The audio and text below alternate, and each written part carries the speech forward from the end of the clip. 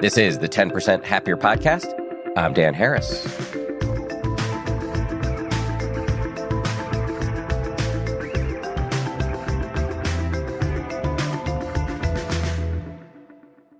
Hello, my fellow suffering beings.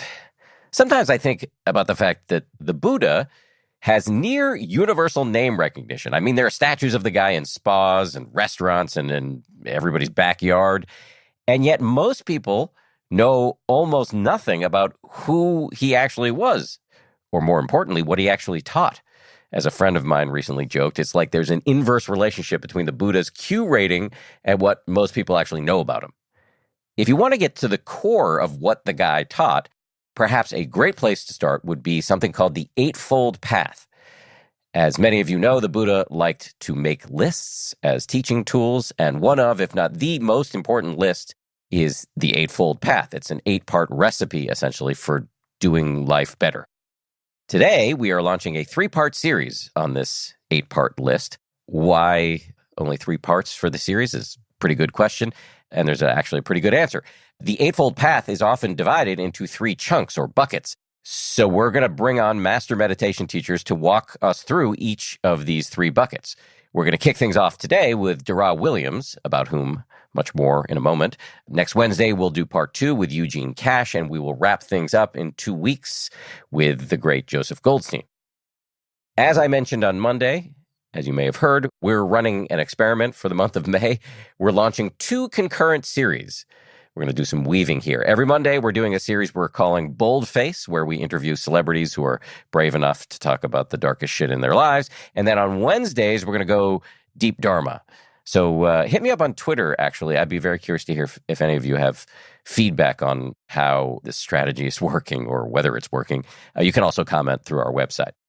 Before we dive in here, a little bit about DaRa Williams. She's been a meditator for the past 25 years. She's a graduate of the Spirit Rock Insight Meditation Society teacher training program, and she's a guiding teacher at the Insight Meditation Society as well. That's in Barre, Massachusetts. And she has spent over 30 years as a mental health clinician and administrator. In this conversation, we talk about the first 2 components of the Eightfold Path, which are right view, also known as wise or skillful understanding, and right thinking, aka wise or skillful thought. I just want to say right here that these may sound vague, but there is a ton here. These 2 notions are, as DaRa says, the soil for the whole path. We also talk about how the Eightfold Path has played out in DaRa's own life, the notions of intuition, clear seeing, and openness, why those are so important to her, and the very tricky skills of renunciation and fostering non-attachment to the results of our endeavors. DaRa Williams, welcome back. Thank you for having me back. Appreciate that. I appreciate you. Let me start with a big, broad, probably overly obvious question, which is, what is the Eightfold Path? Well, that could definitely take more than an hour and a half or however long we've got it. But the ability to live with less suffering in one's life.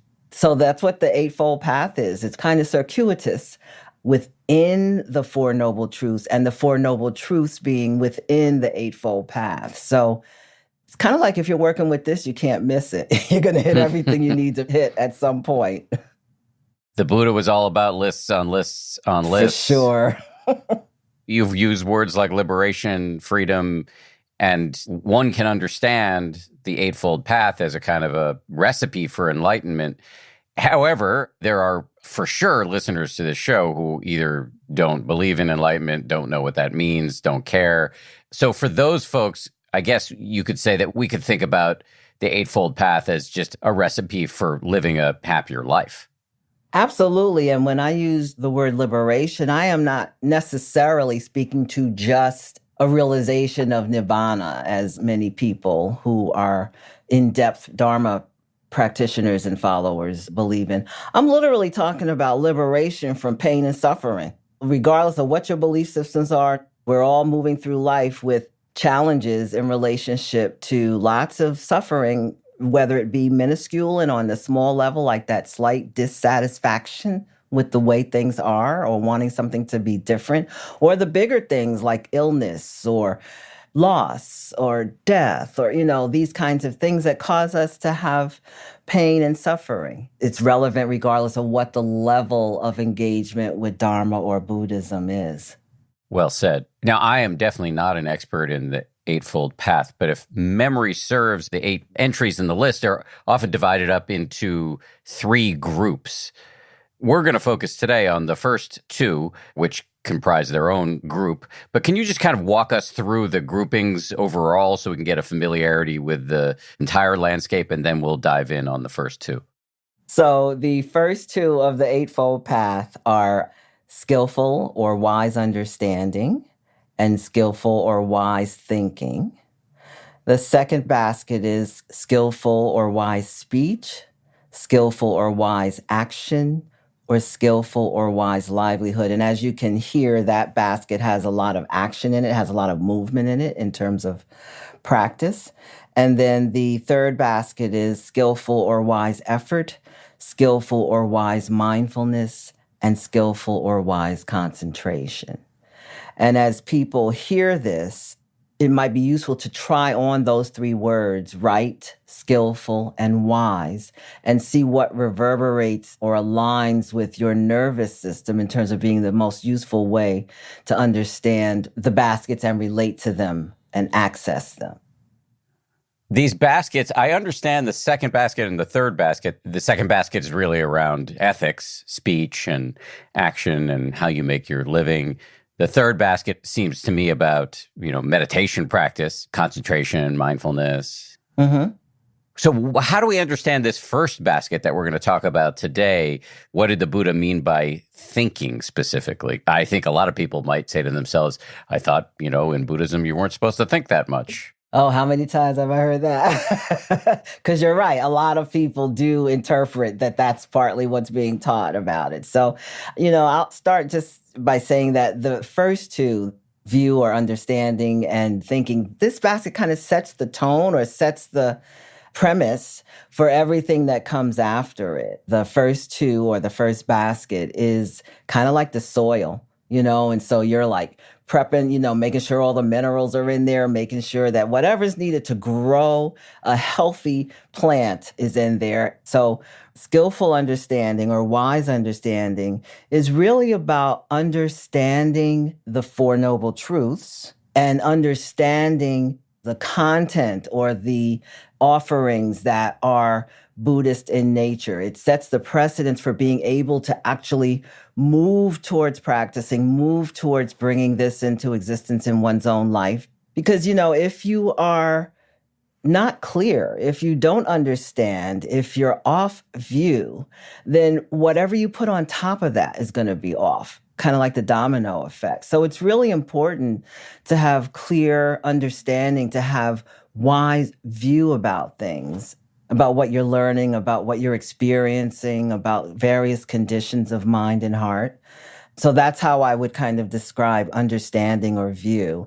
And I think it's useful to use both of those words interchangeably because they have slightly different energies. The wording has slightly different energy. And I think probably why there's even those 2 ways of speaking about this first step onto the Eightfold Path is because English doesn't always reflect the full quality of the Pali. So there's probably some in-between way that view and understanding has a word in Pali that wasn't present in English. And so they broke it down into these 2 ways of working with it. And then there's skillful thinking or wise thinking. When people say, I thought the whole premise of Buddhism was to not think. The actuality is the mind thinks. Just like the lungs breathe and the heart beats, the mind thinks.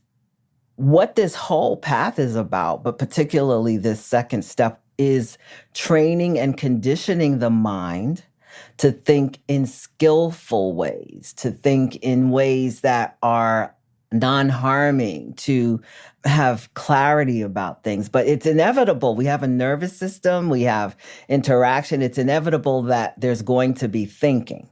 It's not about trying to get rid of the thinking. It really is about cultivating the mind to have more thought and thinking that is useful, skillful, wise in nature versus not skillful or harmful or wrong.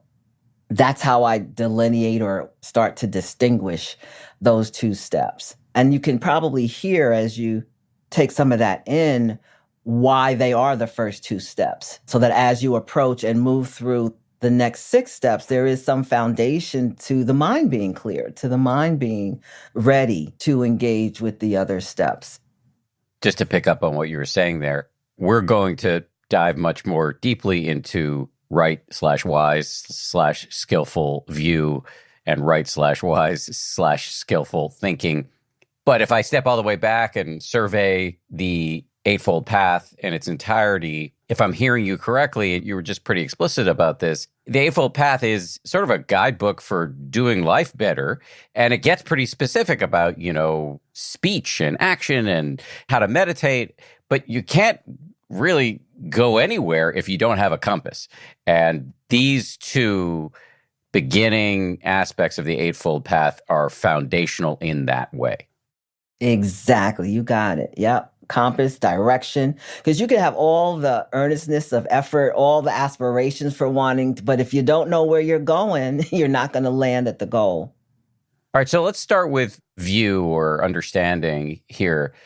You talked about it a little bit, but I think it would be smart to really go pretty deep on this now. How do I understand what the Buddha was pointing out when he said view? Is it to realize that our culturally conditioned view of the world, which is like we're going to live forever and the way to get happy is to accumulate as much stuff as possible, that is a recipe for suffering? Am I in the neighborhood? You are definitely, you're on the block. You're not just in the neighborhood, you're on the block. Absolutely. I think the first stepping into the Eightfold Path is really gaining knowing and understanding. Visceral maybe is a word I'd use, but an experiential understanding of the first three noble truths, that there is suffering. Suffering is inevitable. It's part of the human condition. It's part of being embodied. That's like the first opportunity to touch into a little bit the possibility of freedom from suffering. Like to realize it's inescapable, just like death is inescapable, suffering is inescapable. So this Eightfold Path, it's not that you have to accomplish one before you go on to two, before you go on to three, et cetera, et cetera, et cetera. It's not like some place that you land and then you're there permanently and you kind of just merrily, happily go skipping through the rest of your life. It's kind of like a constant or an ongoing balancing that has to be assessed and paid attention to and put into the view of awareness. I love that. Yes, this isn't a checklist where you go through all of them, you get your like Eagle Scout merit badges and you're done. It's a guide that you can use throughout the various ups and downs of any human life. Yes, exactly. That's what really makes this path like a living guideline or a living path, that it's constantly useful to take a look, see what's happening, how am I living, to really incorporate that or include that as some kind of ongoing self-investigation. I love how you talked earlier about how, I think you used the word circuitous or interconnecting this list is. So wise understanding, which is the first part of the Eightfold Path, basically is understanding, as you said before, the first three noble truths. Everything is connected here, which just brings me to a question. In your life, how has achieving some measure of understanding or view played out and been helpful? That's a good question.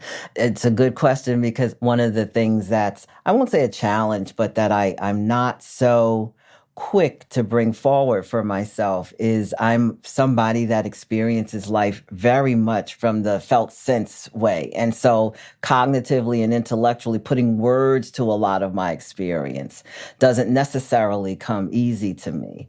But in response to the question, one of my first teachers, and she's been a mentor and a support for me in the Dhamma since I first stepped onto the path, is Gina Sharp. And one of the things that she taught is that the Dharma is like a kaleidoscope.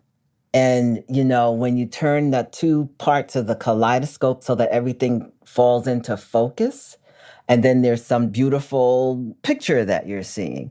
So when I think about my life, it's kind of like that, in that I've been engaging in different practices within the Dhamma. And through the process of engaging in these practices, it has brought my view into alignment. Personally, equanimity has been really, really, I think, the major organizing principle, bringing that understanding to the Eightfold Path, and literally sometimes catching myself and looking at how at any given moment something is playing out in any one of the 8 steps. One of the ones that I get to work with a lot is livelihood. Like now, livelihood is pretty much in alignment with living the path and really reducing the amount of stress and suffering that I live in my life. But there was a time when there was really a question around, am I utilizing my energy, my mind, my understanding, my heart in a way that is useful and contributing to human beings? One of the places that I have not so much yet had a whole lot of success, I'm much better than I used to be, but driving and right speech, for me, that's my playground where I'm really working with stuff. But the one thing I will say about that is that whatever my initial or reactive responses to any situation or condition or circumstance that arises as a result of driving, whereas it used to take me off my center, I would be furious. I'd be, I can't even say what the kinds of things that I would say. And now, having worked these steps and having studied and practiced the Dhamma to the degree that I have, the response still comes. It's just right there. The response just still comes. But immediately after I say whatever the thing is that I say, I will say to myself, now, you know that ain't right. You don't know what this person is dealing with. They may be trying to get to the hospital or, whatever. I'll start making up the story to support wise speech. So there's been a shift in that being one of the places. And you know what? I guess what I'm saying, which I use that to illustrate, is that in my life, personally, the place where the Eightfold Path has impacted me the most is probably around anger and rage. Yeah, probably around anger and rage. And especially earlier in my life, there was a lot of that manifested or showed up like passive aggressiveness. But over the course of the work, over the course of unfolding and unfurling and growing the seeds of Dhamma in my life, not a whole lot of that going on anymore. Even with all the many, many conditions and circumstances that could easily be righteously bringing that forward. And a big piece of how I do everything that I do, and do it with a smile, is that one, really that effort and that usefulness of being present in the moment. So not thinking about what I have to do coming or what I didn't do leaving, but really being present in the moment. And also the experience and the understanding of how draining it is to be fearful, to be angry, to be, any number of things.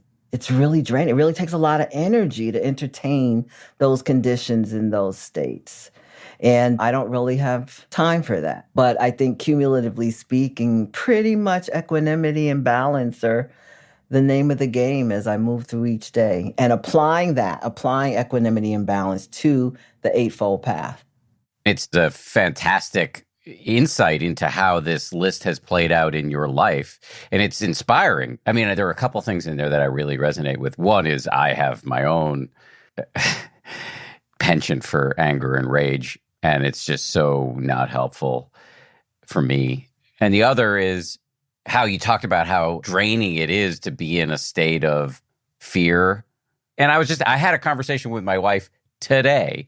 We both work at home, and she came into my office, and I was sitting there, and she has an incredible radar for when I'm in a rabbit hole. And I said, yeah, I'm just like stuck on all these what if thoughts about career stuff. And she was like, look, we're going to be fine no matter what. You should just know we're going to deal with it, whatever happens. And I was like, yes, I wish I could have accessed that on my own. But it is so draining. Like I was supposed to be doing something creative in that time, and I couldn't because I was so stuck in this what if thinking.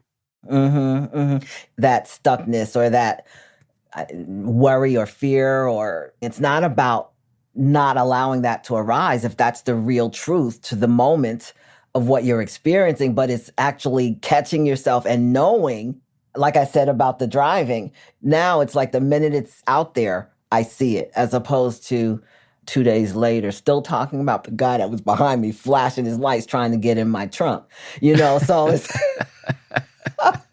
that's mild. That's mild, Dan. That's exactly it. I mean, we're not trying to squelch any emotion or thought pattern. We're trying to have a different relationship to it so we're not drowning in it all the time. And it's amazing how many times I can hear those words. It's amazing how many times I can say those words.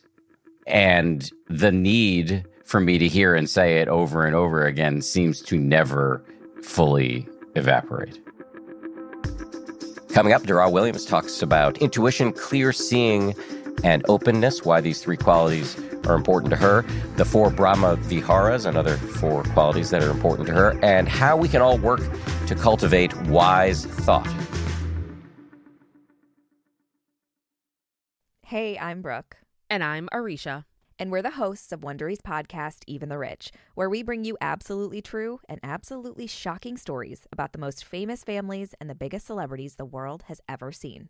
Our newest series is all about the teen movie icon Gabrielle Union. After spending her childhood trying to assimilate and breaking into a racist industry, Gabrielle thought her success meant someone else had to fail. But when she's faced with hard choices beyond her control, she realizes that the only way to find real success is to come together and build community. In our series, Gabrielle Union, Bigger, Badder, Better, we'll tell you how she shook off her need for perfection, found her true self, and created the life she always wanted. Follow Even the Rich wherever you get your podcasts. You can listen ad-free on Amazon Music or the Wondery app. From Wondery, Flipping the Bird, Elon versus Twitter, is a new podcast that unravels the fascinating story of Elon Musk's unexpected bid to buy Twitter and all of the drama that has unfurled since then. As one of the richest men on planet Earth and a self-described business maverick, Elon Musk epitomizes the Silicon Valley ethos of move fast and break things. And once Elon became the CEO of Twitter, you were either with him or against him. Those still employed by Twitter soon saw the company and its culture morphed into something they did not recognize. He laid off 75% of the workforce, reinstated some problematic and dangerous users, and even encouraged his staff to sleep in the office. Ex-employees, Elon critics, and fellow CEOs were quick to denounce him as an in-over-his-head rich guy, but Twitter's doors are still open despite it all. So is Elon all talk, or are his unruly methods actually the work of a genius? Follow Flipping the Bird wherever you get your podcasts. And hey, Prime members, you can listen to episodes ad-free on Amazon Music. Download the Amazon Music app today. So let's just go back to skillful or wise view or understanding. You have said that to your mind, there are like at least 3 parts of it that play out in your life to this wise view. And those include intuition, clear seeing, and openness. Can you say more about each of those? So maybe I'll start with openness. So what I'm referring to, or how I'm thinking about the openness piece, is that if we're not open, if we're not willing to engage the possibility that there's another way of understanding or that there's another way of thinking, it kind of closes us down to the possibility of really engaging with any aspect of the Eightfold Path. And then the intuition piece is really around using the body as one of the components of how we can gain understanding and awareness about what's happening with this system, our body, our mind, our heart.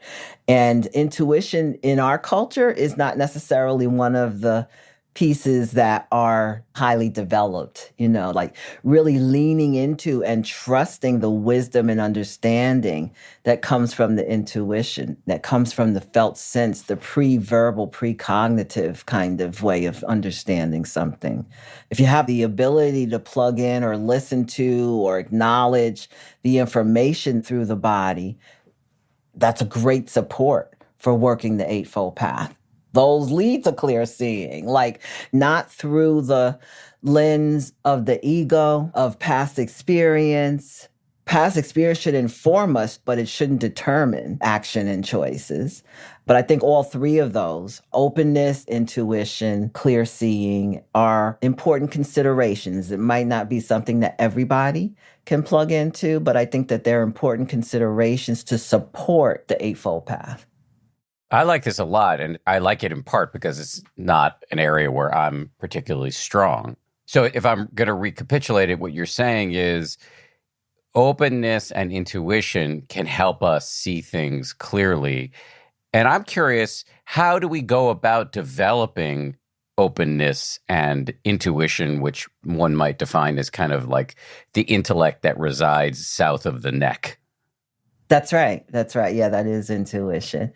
For me, one of the ways to access that is actually through meditative practice, especially intuition, because in the silence, in the quiet, you can actually plug into or get present to the experience of what intuition feels like, looks like in your body system. And then once you have an understanding or a knowing of that, you can then use that information to cultivate a connection to intuition in your body. This may sound really, really simplistic, but for all of those, getting enough sleep, drinking enough water, like taking care of this body, at least at the very base level, in terms of what's useful for supporting the body and, walking this earth.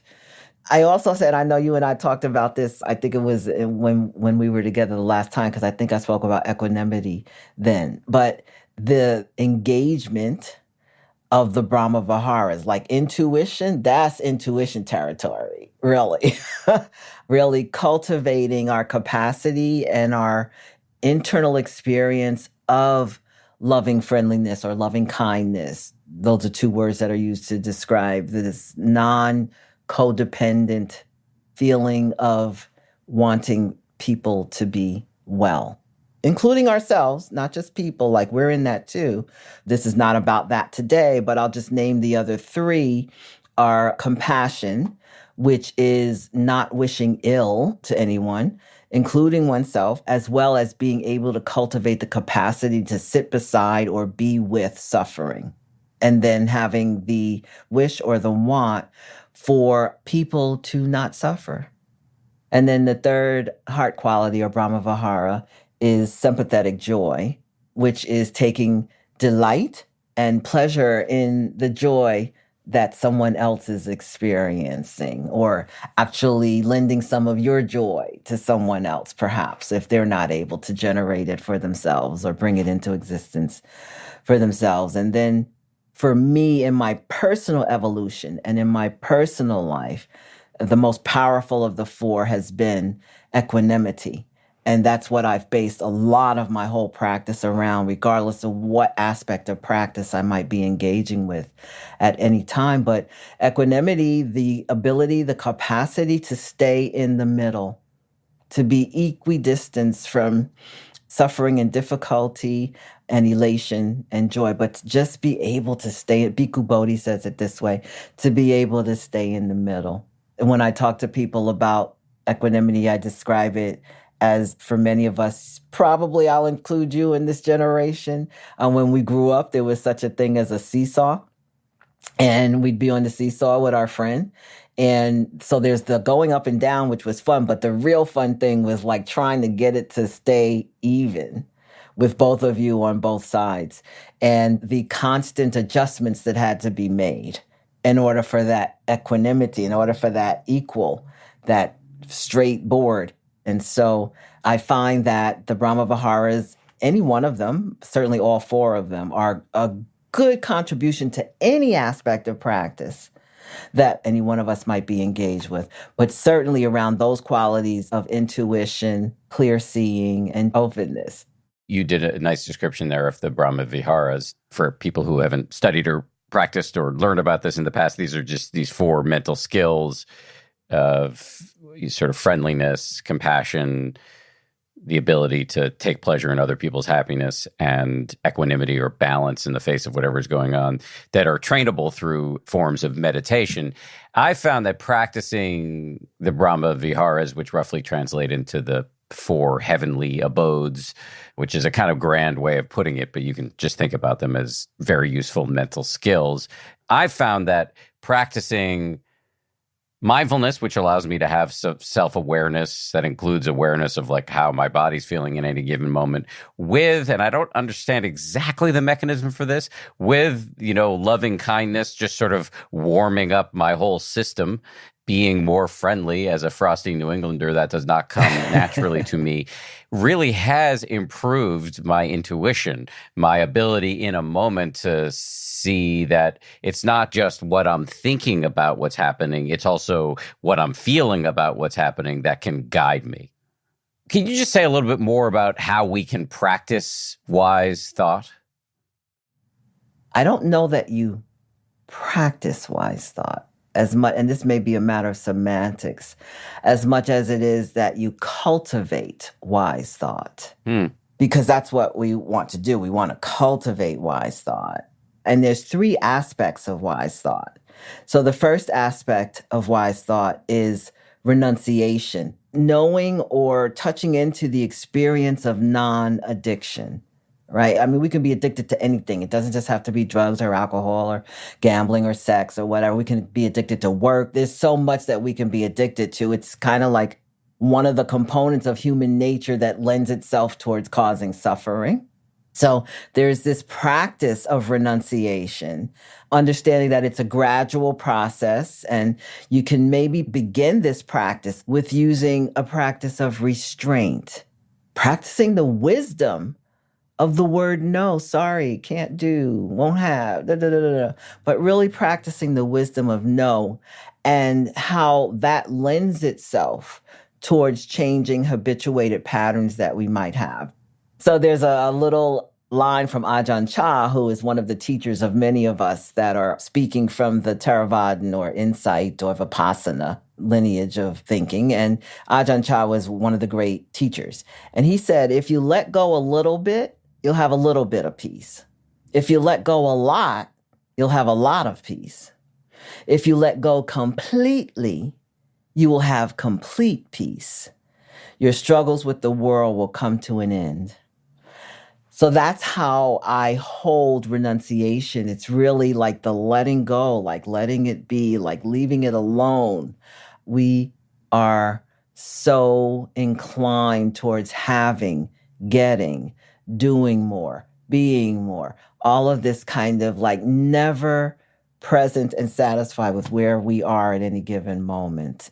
And so I think really being thoughtful about creating conditions of time, of rest, of well-being, of the habits and the conditions that support not suffering could be a really useful practice. So there's that first aspect in terms of working with wise thought. Then the second aspect, which we kind of actually touched into a little bit, is loving kindness. So cultivating thoughts that lead to our own well-being and the well-being of others, thoughts free of judgment, non-acceptance, wanting someone to be different, wanting ourselves to be different, but all of those kinds of conversations. The antidote is loving kindness. So cultivating loving kindness or practicing loving kindness is one of the ways to work with developing and cultivating wise thought. And I have a little something for loving kindness too. And this is Nyoshu Ken Rinpoche, who said, I would like to pass on one little piece of advice I give to everyone.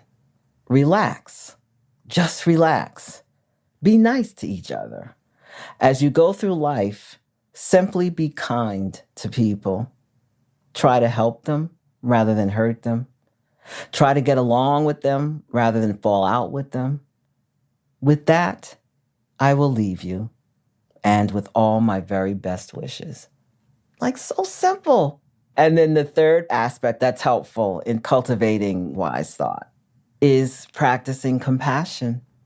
You know, having this understanding and this place of knowing that we human beings walk with so much and that there is so much suffering. whether it's the little suffering or the big suffering. There's just so much suffering. And to bring compassion to that, let me come back around and say that one of the unskillful or one of the unwise components of unskillful thinking is cruelty, wishing ill will on people, like wanting to get back at people, causing harm to people.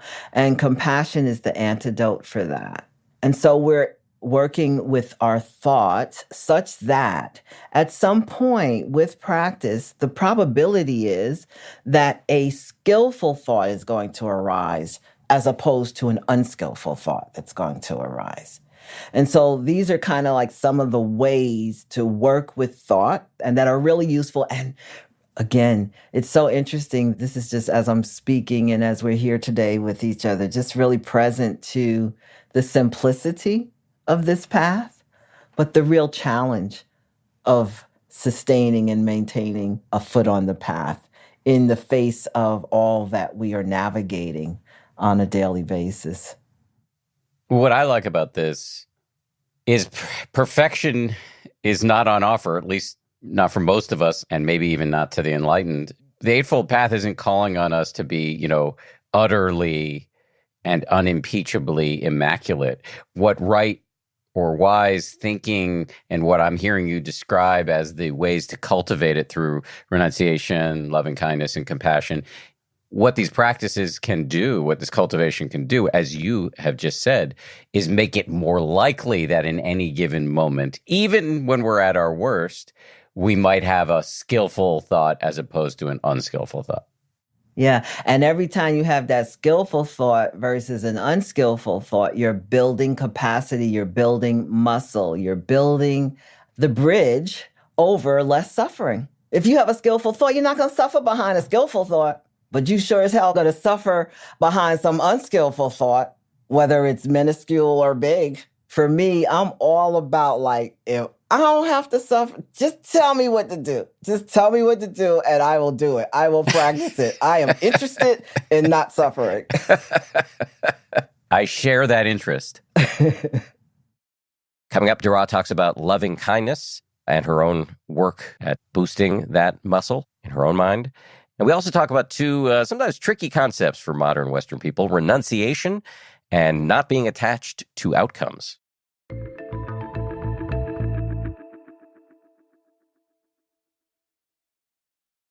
And really, this gets me back to something we touched on a couple times here, which is the Brahma Viharas, or these were sometimes referred to, and I don't really love this term, but heart practices, developing loving kindness or compassion, and again, for anybody who's new to the show and hasn't really heard about this before, generally these are practiced by informal meditation. You sit in formal meditation, you close your eyes and envision a series of beings, animals or humans, and send them good wishes. Like if you're trying to generate the capacity for loving kindness or friendliness, you maybe start with yourself and you picture yourself and you say, may you be happy, or may I be happy, may I be healthy, safe, live with ease. And then you move on to an easy person, a neutral person, a difficult person, and then all beings everywhere.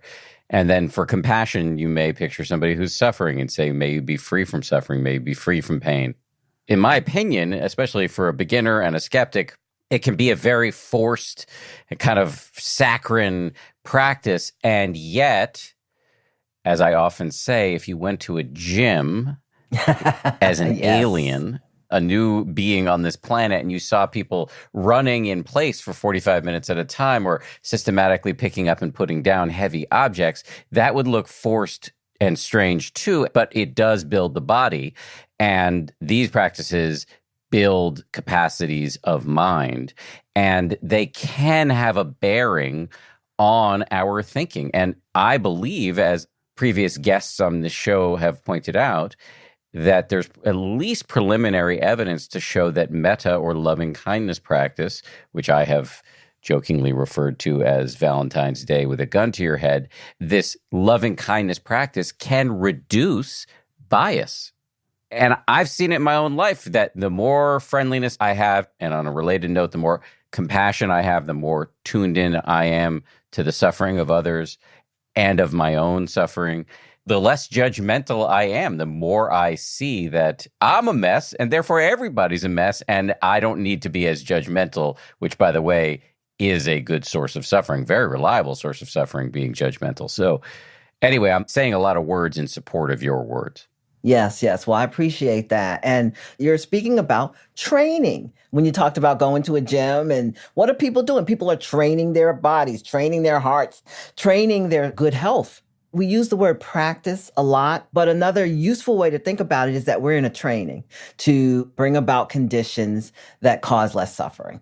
And you're the best example of the Brahmavaras, of like metta, loving kindness, cutting through the the energetics of skepticism and judgment and all of those good New England ways of seeing the world. And each success, each growth of capacity around any of the things that we're talking about lends itself or leads itself to there being more capacity. What you were just speaking to in terms of the heart qualities or developing the heart. I just came out from Georgia. I drove from Savannah, Georgia to New Jersey.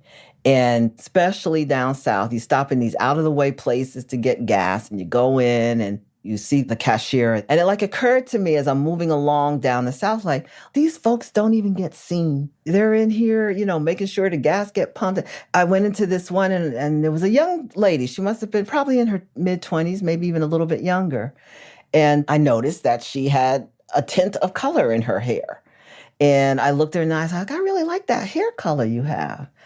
And her whole face, like like she was seen, right? She was actually seen and actually engaged with, right? And what that caused in terms of, even if it's just for that moment, one, that connection with another human being, but two, also this real sense of loving friendliness. And I've kind of taken that on as a practice, seeing people and not just seeing them internally, oh, I see that person, but actually connecting with people that I'll see for that moment, never see again, but offer one moment of being seen as a fellow human being and what that does for me, not just what that does for the person that I'm engaging with.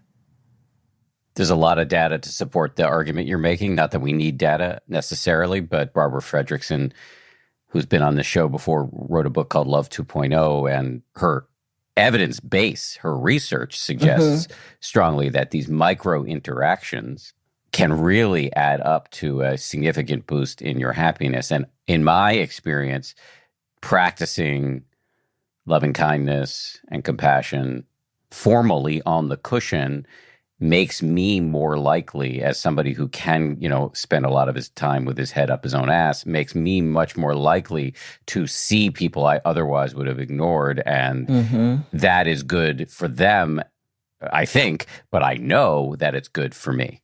Yeah, definitely. Before I let you go, I do want to go back to renunciation, because that's a loaded word. A lot of people hear it and, you know, it doesn't seem attractive. And your reframing of it as non-addiction is very resonant.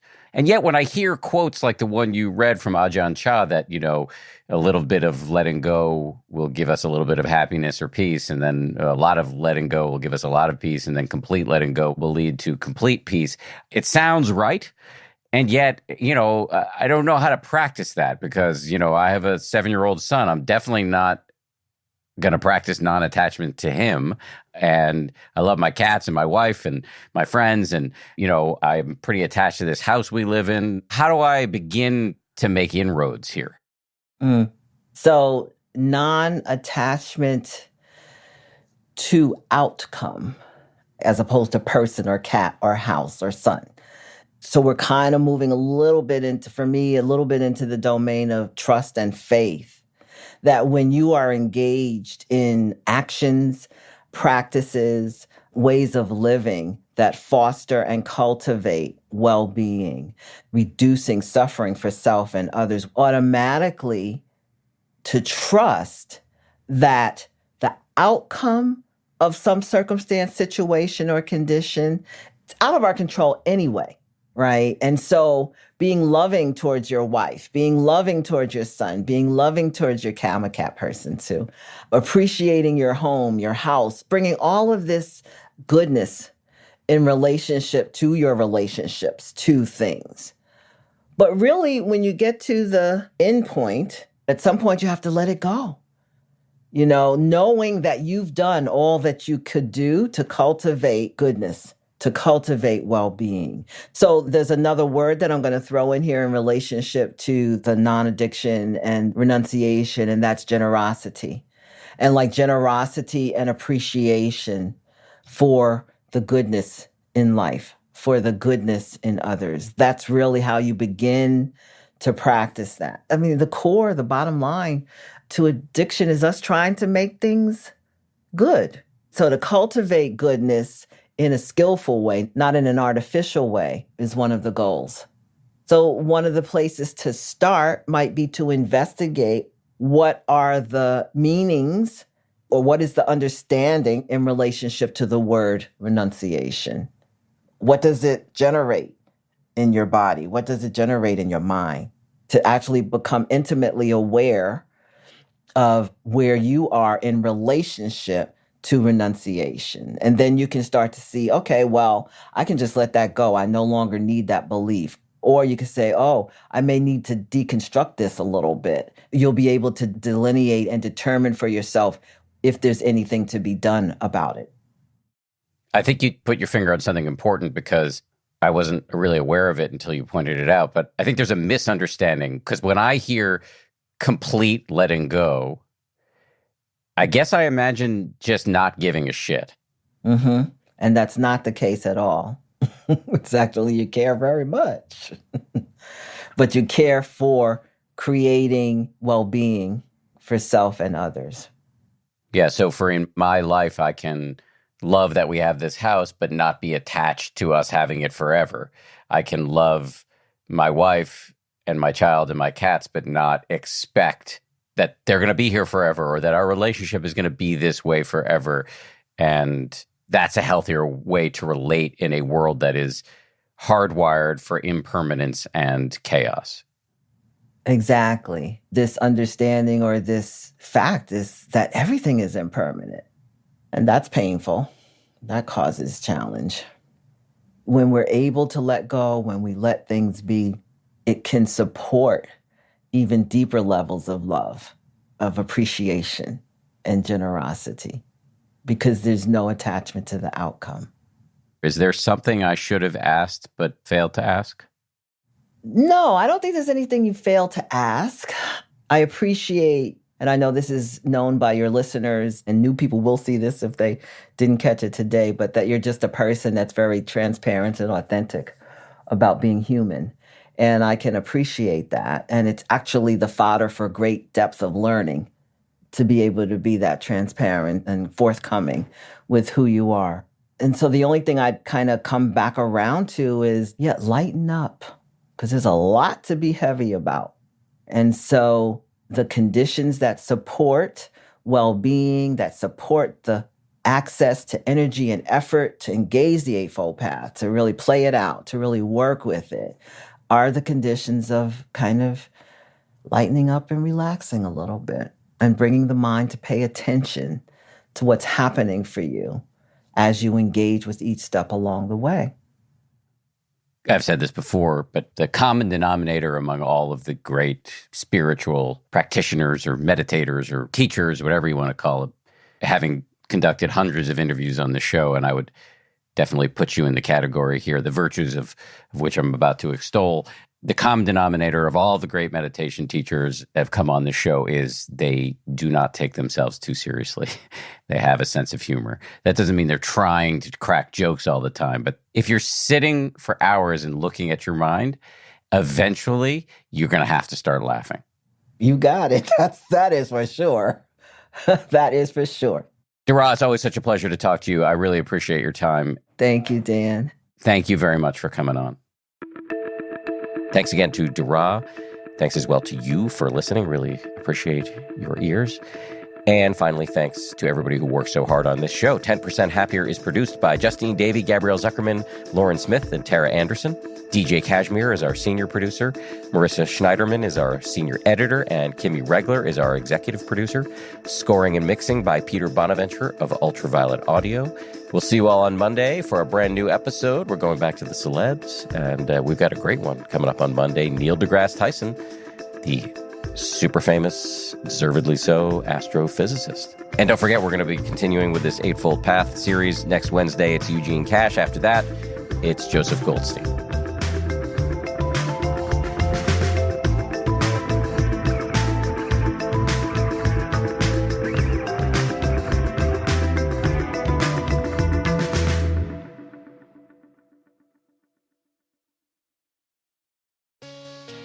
Hey, Prime members. You can listen to 10% Happier early and ad-free on Amazon Music. Download the Amazon Music app today.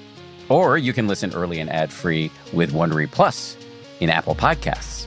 Before you go, do us a solid and tell us all about yourself by completing a short survey at Wondery.com/survey.